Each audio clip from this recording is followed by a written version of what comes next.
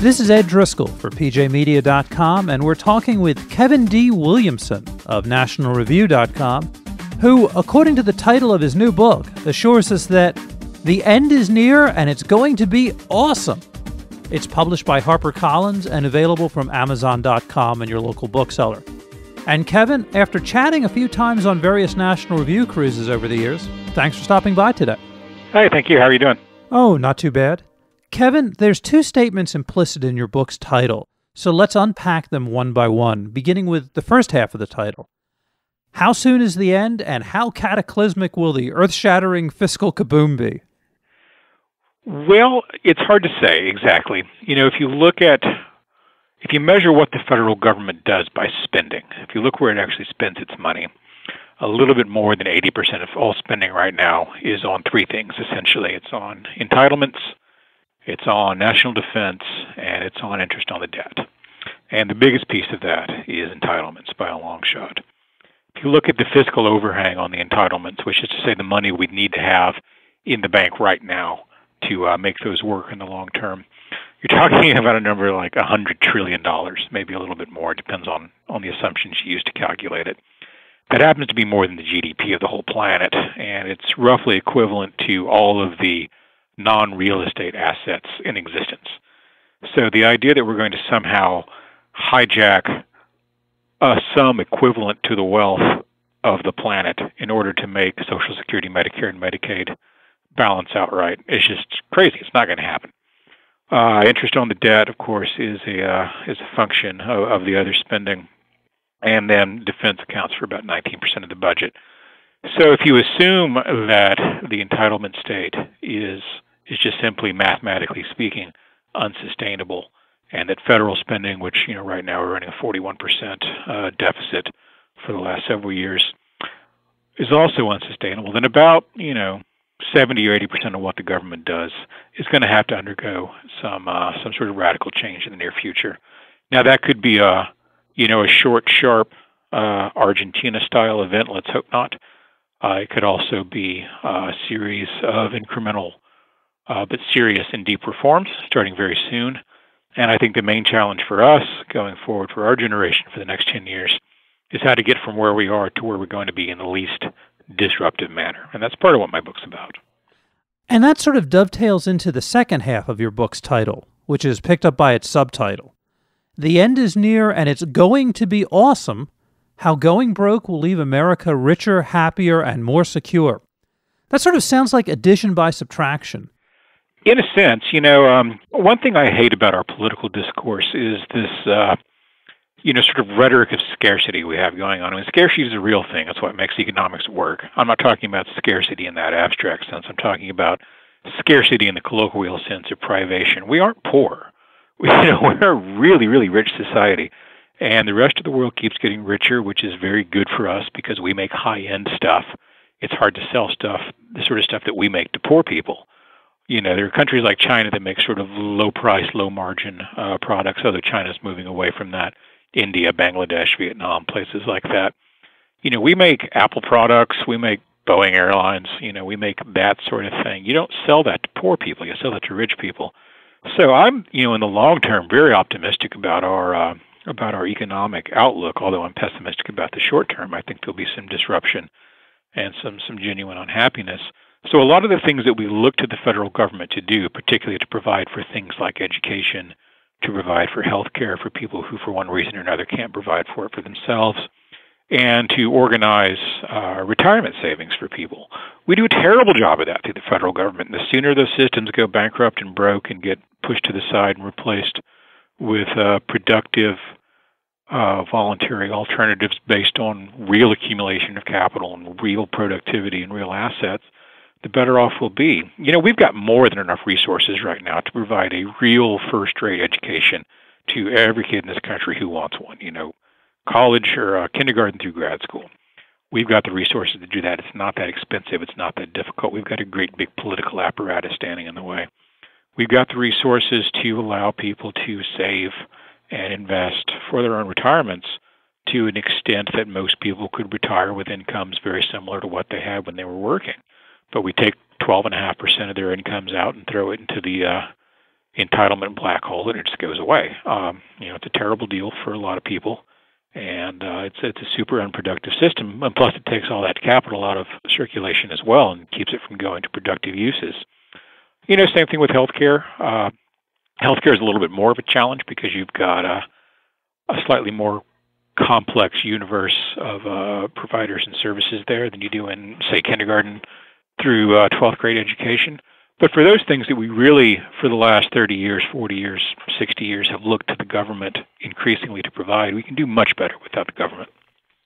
Kevin, you mentioned the Apple iPhone a moment ago.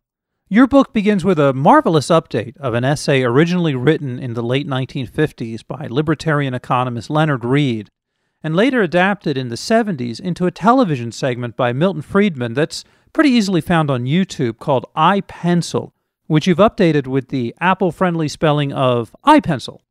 Could you talk a bit about that and why both those who sell the iPhone and so many of those who purchase them want highly customizable 21st century technology in their day-to-day lives, and yet want socialized healthcare and retirement schemes that are straight out of the 1930s smokestack era?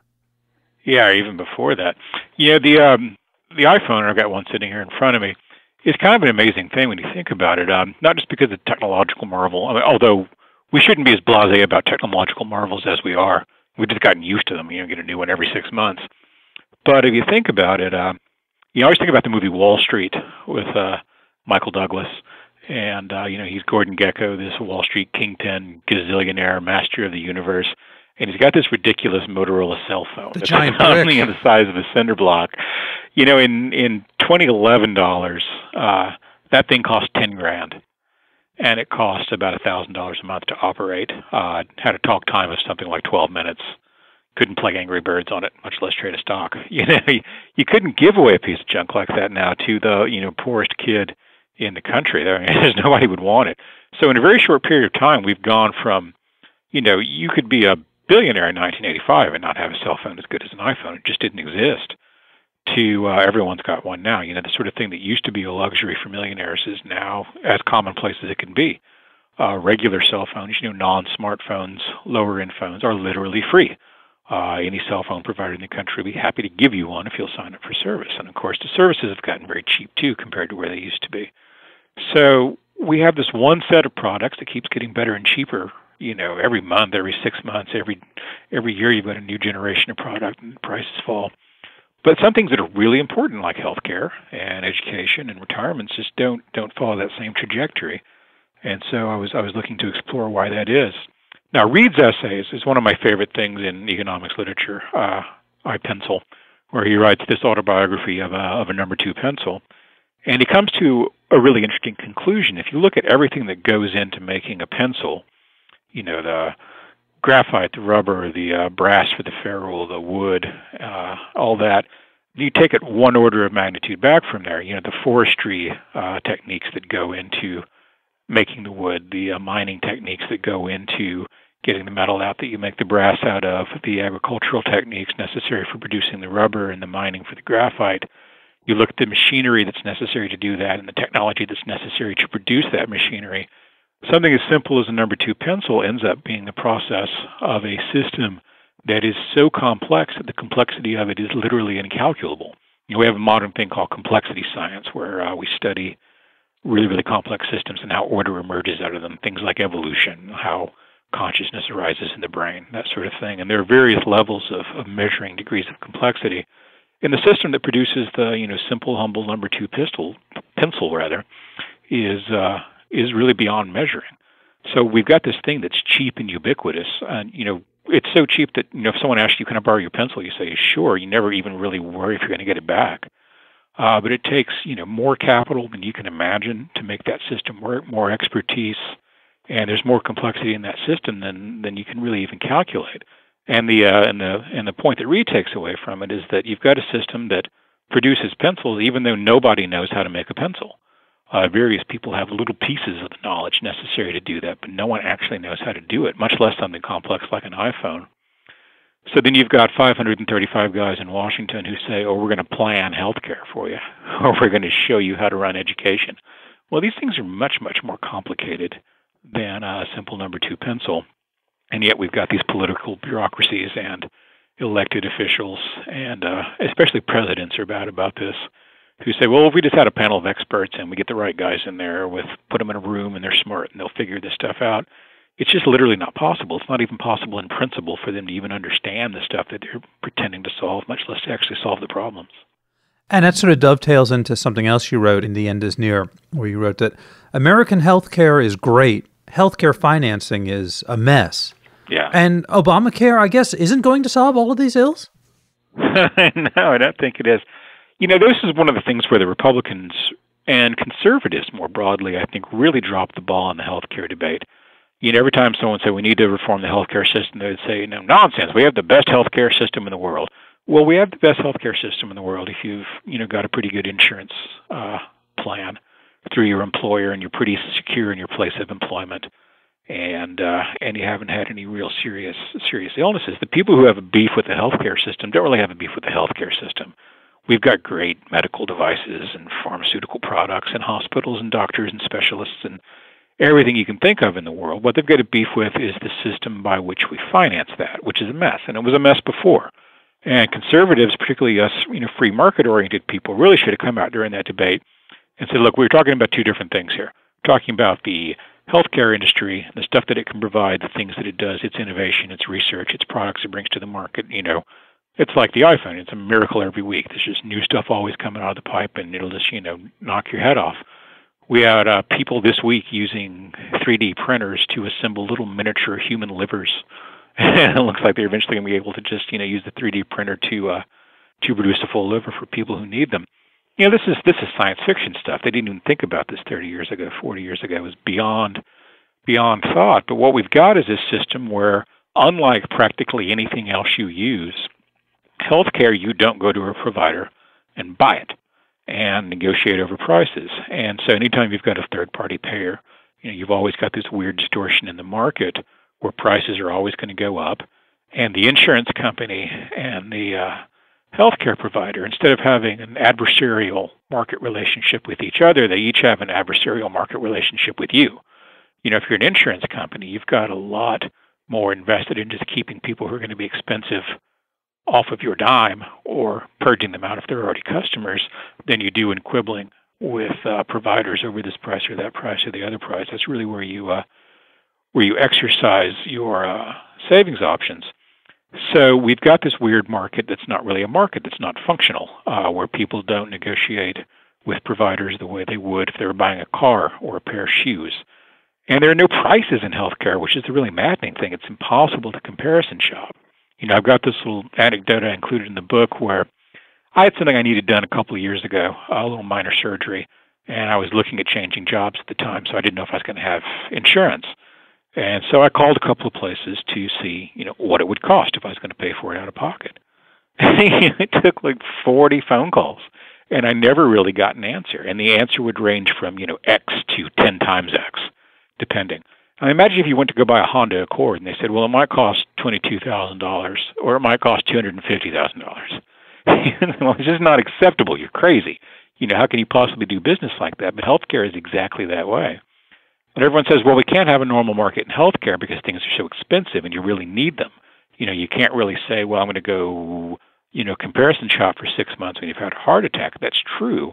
But people also need things like food and shelter and water, and we've got normal markets that operate in that. There's no fundamental reason why we can't do that with healthcare. And there's no reason why, a 2-week stay in the hospital should have to cost $350,000. It's largely, not entirely, but largely a product of price distortion because of the third-party payer problem. And then there's some other things in there, too. Some things are just expensive in healthcare, but that's a separate issue.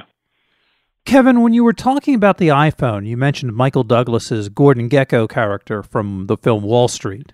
Yeah. In late 2008 or early 2009, you wrote a terrific piece for National Review on how the GOP lost Gordon Gekko to Obama. Yeah. What are we to make of a protest such as Occupy Wall Street, which features protesters, virtually all of whom were Democrats, protesting the policies of a Democrat president who has been dubbed President Goldman Sachs because so many of his economic advisors are Democrats from Wall Street? Yeah, and particularly from Goldman Sachs. Those guys are plugged into the Democratic side of things. Occupy. I have a love-hate relationship with Occupy Wall Street, to be honest. They're right in the sense that they intuit that there is something basically wrong with the relationship between Wall Street and the government, and that there is an unhealthy nexus of power and self-interest there. And that's absolutely true. Now, everything they do after that is insane and totally off the reservation. They take precisely the wrong lesson out of it, which is that they want to give more power to politics, more power to government. They would call it true democracy, but it's really still just a government. And of course, the power to corrupt really only comes through the state, because there's no power to corrupt without the power to coerce. As bad as Goldman Sachs can be, and there are some rotten people over there. Don't get me wrong. I cover Wall Street. I know these SOBs, and there's some rotten people at these institutions. But Goldman Sachs doesn't have any power to come rob me. J.P. Morgan doesn't have any power to come take my money away from me, unless they do it through the government, which they did through the bailouts. Whereas the government does.